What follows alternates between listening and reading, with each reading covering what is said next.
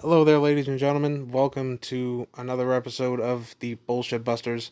This is your host, as usual.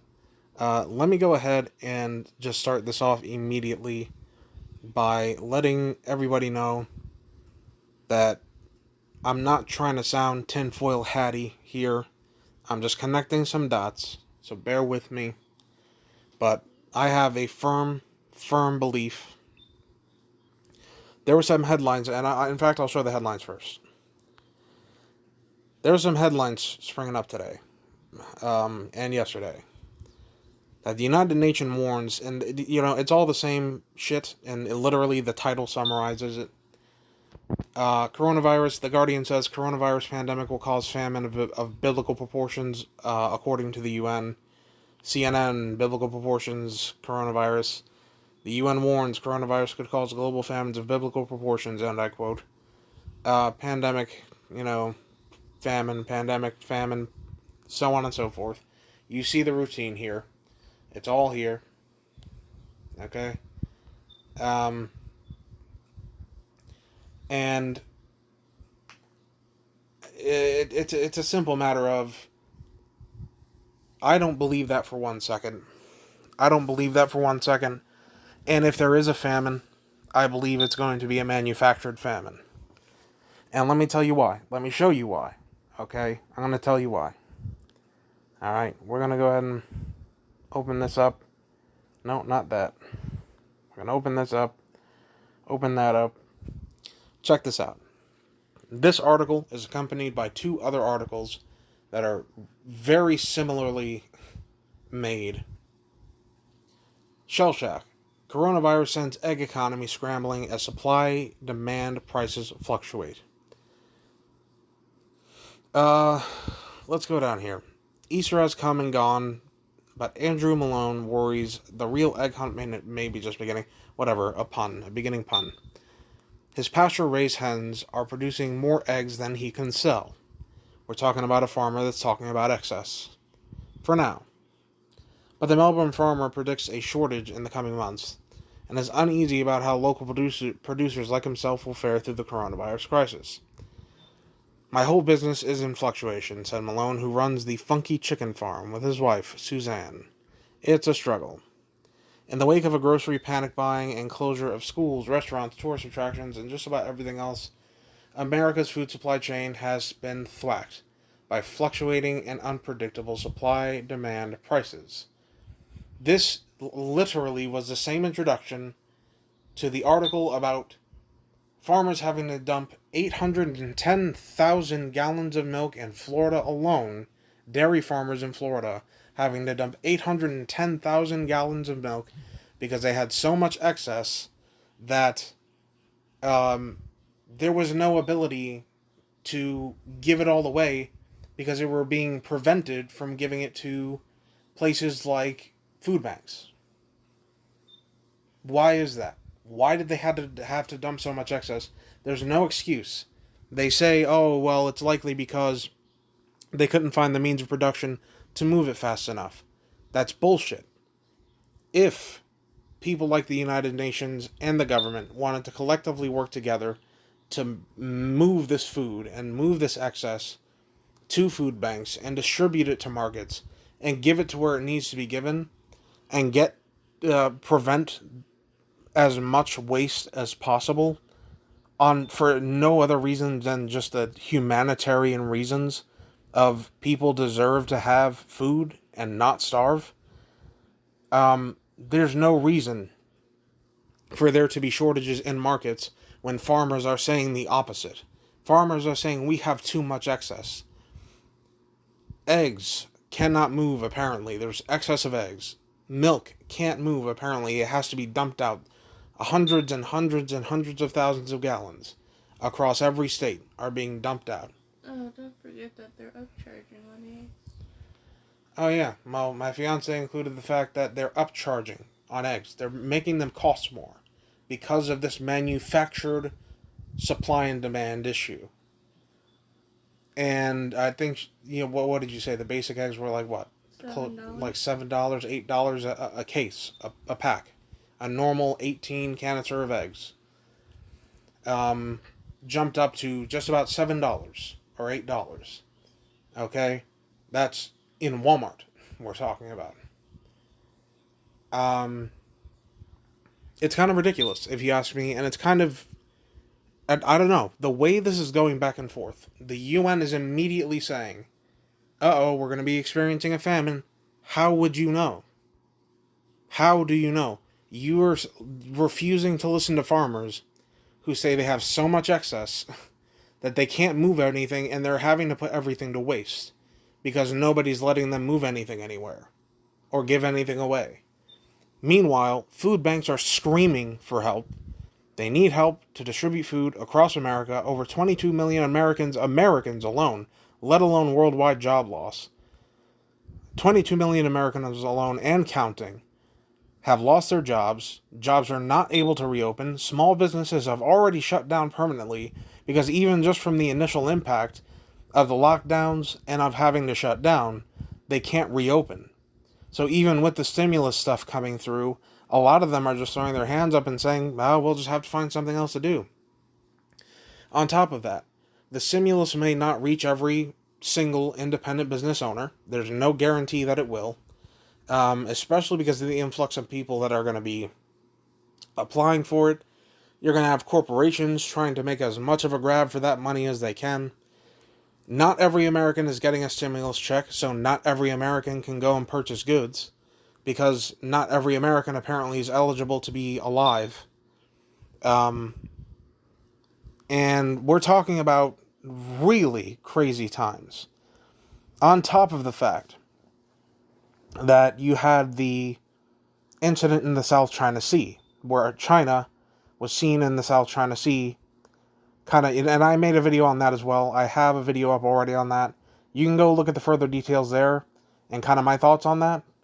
But I think in this particular instance, in the economic situation we're in, with the power grab attempted by China in the one of the world's largest trade routes, there is no coincidence here.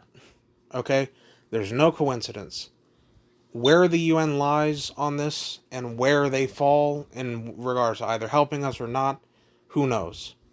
Because who knows what the Chinese government has been up to. By the way, I hate it. I despise it when people make me defend Donald Trump, but I'm going to have to defend him again. And I haven't defended him on YouTube yet. Aside from the fact that I fully predict he's going to kick Joe Biden's ass in the elections. But here's the deal. Here is the absolute deal. Trump was saying that the World Health Organization misled us by initially saying that there is no risk of human-to-human spread of COVID-19.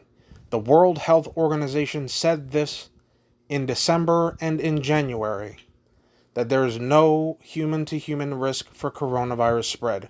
They were given that information by the Chinese government, who knew that this was a communicable disease and had human-to-human spread before January and before December, because people were talking about it in China before the year even was coming close to an end. The whistleblowers got arrested. The Chinese government suppressed every bit of information about the coronavirus and how it could spread human to human. They suppressed that for over 6 weeks before actually saying anything to any of us. Once we learned that it was human to human communicable, spreadable, it was already too late. We were already experiencing an influx of cases. We were already seeing the first wave of madness start to sweep across America in regards to the coronavirus. Now, that was a literal, intentional act.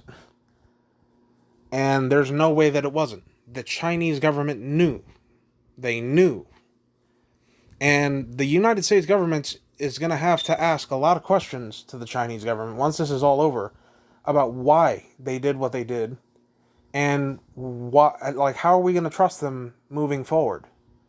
They commence cyber attacks against us all the time, and now they commence an act of economic warfare which crippled the country, stopped manufacturing, stopped production, stopped everything. Now we have farmers, because of that lack of production, because of that lack of ability for corporations and processing plants to move anything. Nobody's helping them. Nobody's helping farmers move their product. They have an excess. They're dumping the milk. They're plowing the fields. They're cutting them down, destroying the crops, letting them rot. The eggs, plenty of excess. They're price gouging them, saying there's a shortage, so on and so on and so on and so on. I don't understand the disconnect. Is there a shortage of things to where you have to limit people? Because no, you shouldn't be panic buying everything. You shouldn't be panic buying everything to the point that stores have to limit your purchasing. Okay? But the fact that stores are limiting purchasing isn't going to stop people from buying stuff at a normal rate.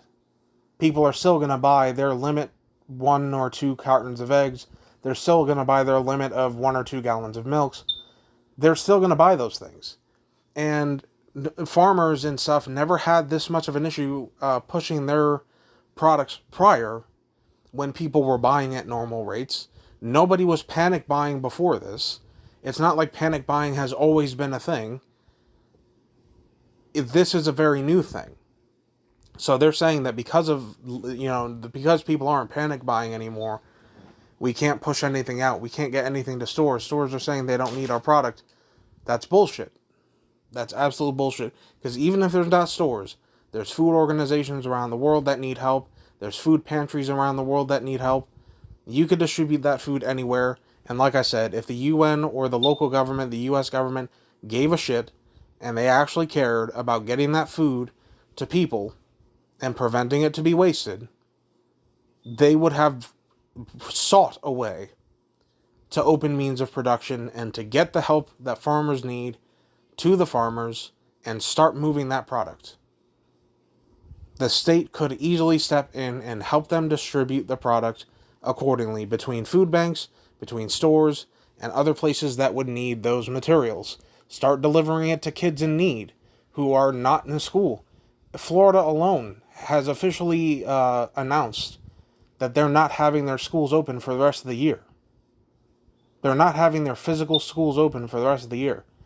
Start giving the milk to kids at their homes.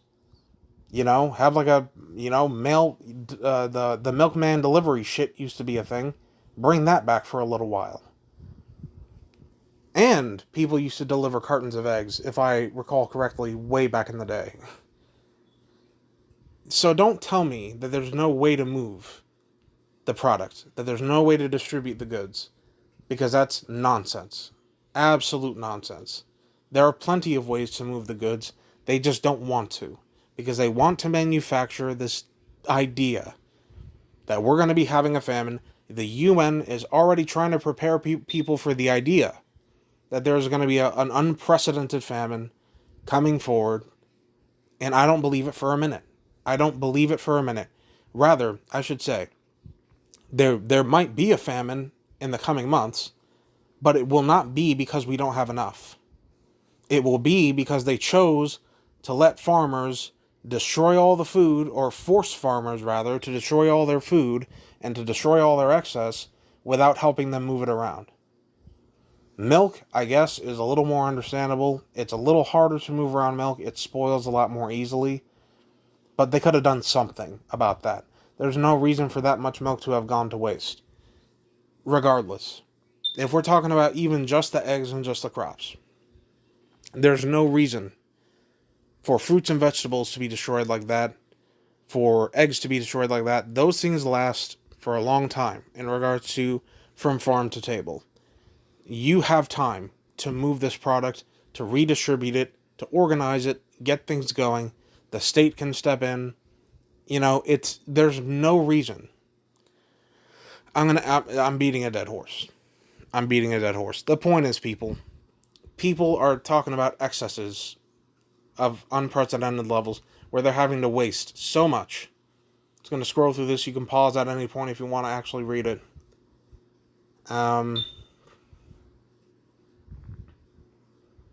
Little chicks. Okay. See all that? It's going to scroll through that with you.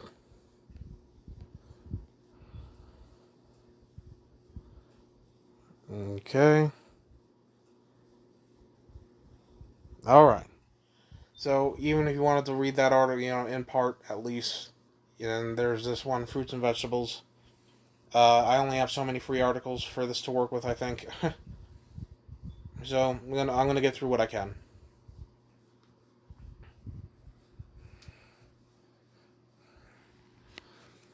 Yeah. Thousands of fruits and vegetables grown in Florida are being plowed over and left to rot because farmers can't sell to restaurants, theme parks. No, it's not about the restaurants. It's not about the theme parks. It's not about anything like that. It's because we have the inability to just give it away. There are farmers saying they want to give this stuff away. This is not about the ability to sell the product or destroy it, because sell and destroy should not be the only two options. If you're talking about you're going to have a famine of unprecedented nature coming in the coming months, if there's nothing done, then do something. You have the ability to do something, so do it. You have the ability to not manufacture a famine and spread the goods accordingly and make sure people still eat and make sure people still have and make sure stores are still stocked to the best of the ability. You guys are already looking at trying to open up stores. So you'll need that product to go back into those stores unless you're just waiting for it all to be destroyed before stores open back up so that stores have to make a desperate grab at product. Do you honestly believe people are that stupid? Because I sure as hell, well, okay. To your credit, people are stupid. A lot of people are stupid. Plenty of people are stupid. But there are also plenty of smart people too. And among the smart people, do you honestly believe that they're going to be fooled by this shit? I hope not. Because it's pretty obvious that this is a completely manufactured situation. It's a desperate grasp for control by who is what I'm concerned about. Because it could be China, it could be the government, it could be the UN, who knows? It could be a multitude, it could be a mix.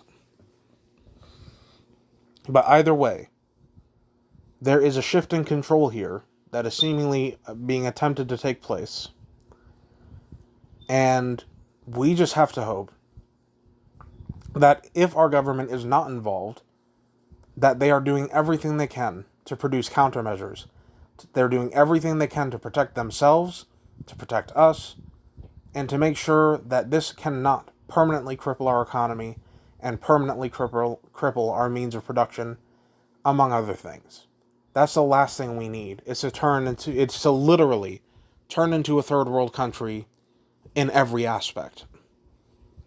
Because we're already lagging behind first world nature in some ways. The last thing we need to do is take the leap over the edge into just being a giant third world country. And I'm not bashing third world countries. I'm not saying that they're bad people. The citizens of third world countries more often than not can't help the situations they're in.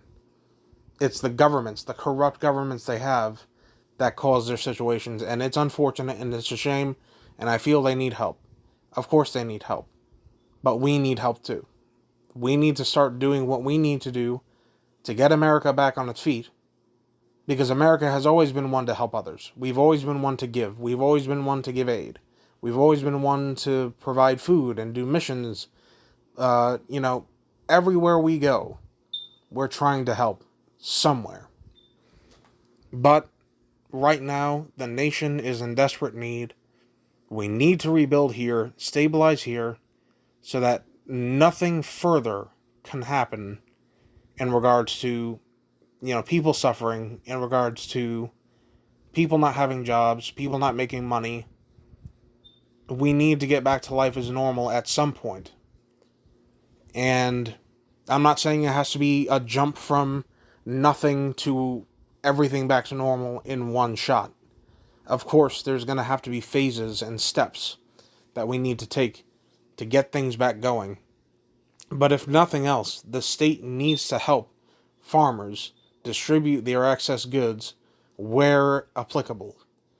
If so many food banks are calling for over $1.4 billion worth of food help, if they're that desperate and they're that in need, give that to them so they can help people.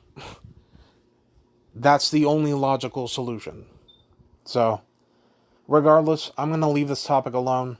At this point, I'm going to conclude this video. You guys decide for yourself what this all means. You guys decide for yourselves what this manufactured famine thing is going to be. And, why there's an opposite narrative from farmers saying we have excess, we can't move our goods, we have to destroy everything. They don't have to destroy everything. That shouldn't have to be a choice. But it is. That's what they're doing. So, be it as it may, take it for what you will. Let the chips fall where they may. I'm just pointing something out. A little bit of a connect the dot here thing. If I'm wrong, and the U.S. government just starts fucking helping pitch farmers that help immediately, okay, then wonderful. I'm happy that I'm wrong. That's actually a better scenario than if I'm right. But assuming I am correct, in this being a little bit too much of a coincidence, we're facing a deeper issue there. And it's going to have to be addressed when this is all over. It'll have to be addressed to China, addressed to our government, whoever's involved, whatever's going on, it has to be found out, and it has to be stopped.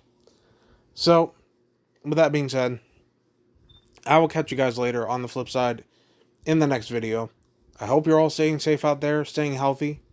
Make sure to wash your hands, keep your distance. I'm not saying you can never go anywhere ever. I'm not saying being outside is a terrible thing. Just follow the guidelines, do what you got to do. Let's be responsible here and get America open sooner than later. And the only way to make that happen is if we all cooperate and if we all abide by the rules so that we do not get other people sick and cause more of a spread of this COVID thing than that's already happening. So, thank you all for watching. Be sure to like and subscribe. Until then, goodbye.